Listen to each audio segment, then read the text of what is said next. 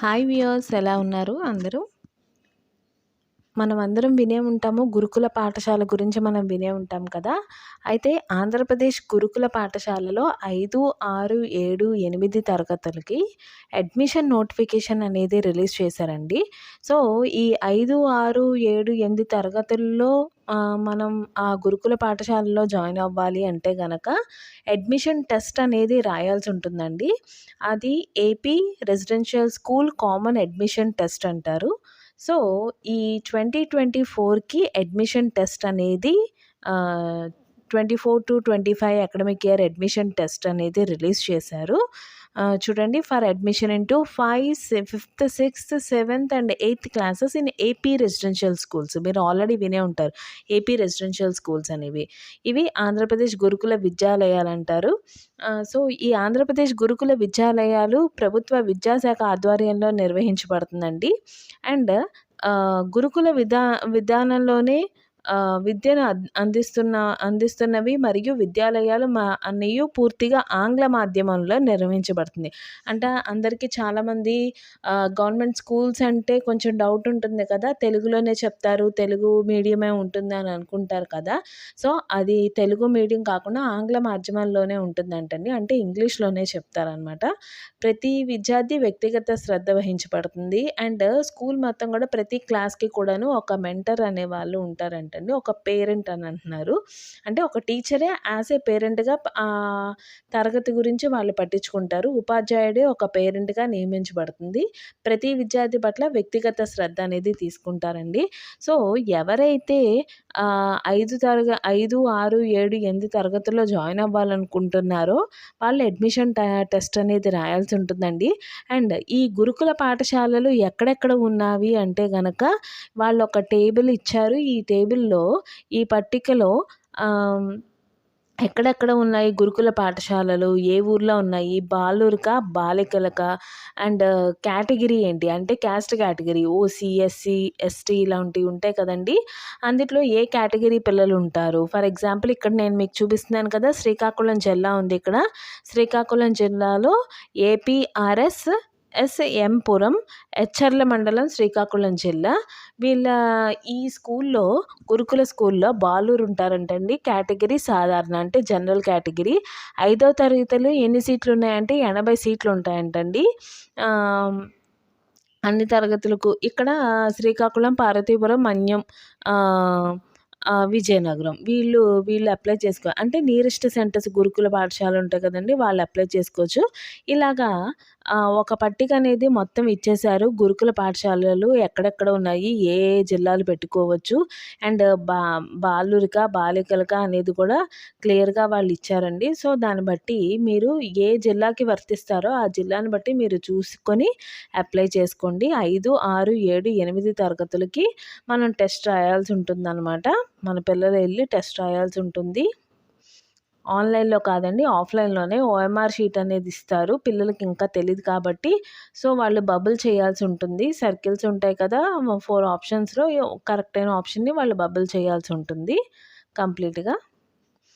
ఇలా ఇదంతా పట్టికేనండి. ఎక్కడెక్కడ పాఠశాలలు ఉన్నాయో అవన్నీ ఒక పట్టికలో ఇచ్చారనమాట. అది ఒకసారి వెరిఫై చేసుకోండి.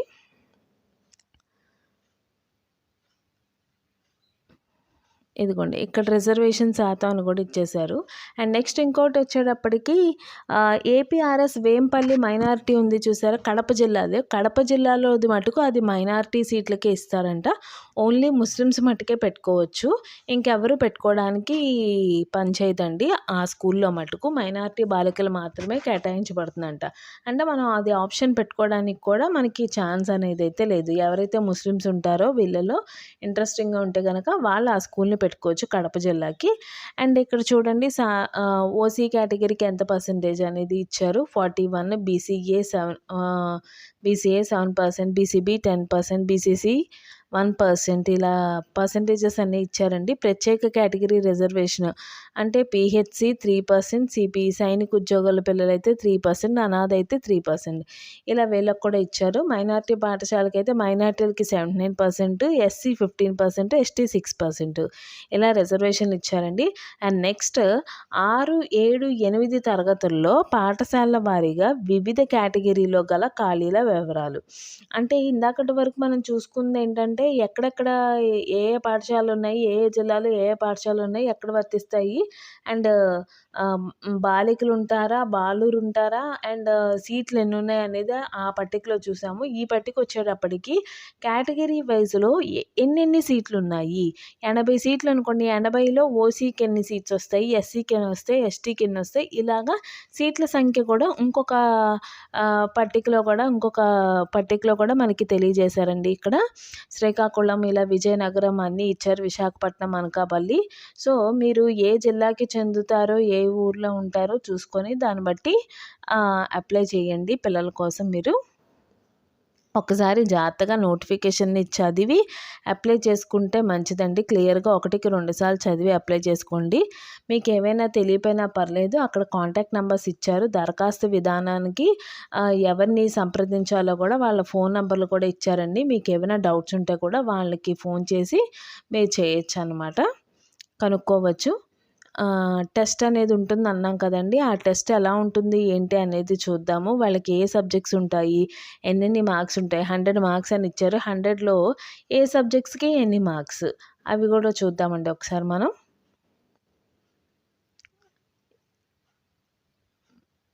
ఇక్కడ చూడండి, హాల్ టికెట్లు, అభ్యర్థులు తమ హాల్ టికెట్లు ఈ వెబ్సైట్ నుంచి హాల్ టికెట్ డౌన్లోడ్ లింక్ చేసుకొని అభ్యర్థి ఐడి మరియు పుట్టిన తేదీ నమోదు చేయడం ద్వారా డౌన్లోడ్ చేసుకోవచ్చు. అంటే మనం ఒకసారి ఇదంతా ఆన్లైనేనండి, ఆఫ్లైన్లో ఏమీ చేయక్కర్లేదు. ఎటువంటి రాతపూర్త అప్లికేషన్లు కానీ ఎక్కడికి పంపించాల్సిన అవసరం లేదు. డైరెక్ట్గా ఈ వెబ్సైట్ ఉంది కదండి, ఈ వెబ్సైట్లోకి వెళ్ళి మనం 5వ తరగతికి అప్లై చేయాలా, 6కి అప్లై చేయాలా, 7కి అప్లై చేయాలో చూసుకొని, ఏ క్లాస్కి అప్లై చేయాలో చూసుకొని ఆ క్లాస్కి అప్లై చేసుకుంటే మీకు ఒక ఐడి పాస్వర్డ్ అనేది ఇస్తుందండి. ఆ ఐడి పాస్వర్డ్తో మీరు లాగిన్ అయ్యి చూసుకోవచ్చు అనమాట. హాల్ టికెట్ కూడా ఆ ఐడి పాస్వర్డ్ ఉపయోగించి మీరు హాల్ టికెట్ డౌన్లోడ్ చేసుకోవాల్సి ఉంటుంది. పరీక్ష వ్యవధి 2 గంటలు ఇచ్చారు. 100 మార్కులు, 2 గంటల వ్యవధి అనమాట.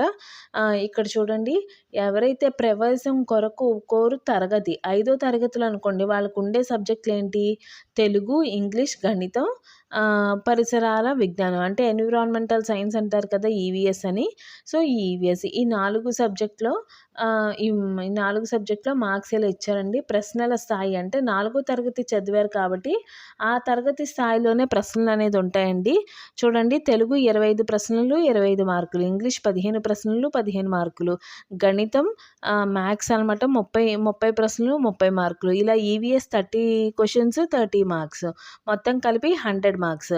ఇలా 5th క్లాస్కి, 6th, 7th, 8th క్లాస్కి క్లియర్గా వాళ్ళు మెన్షన్ చేశారు.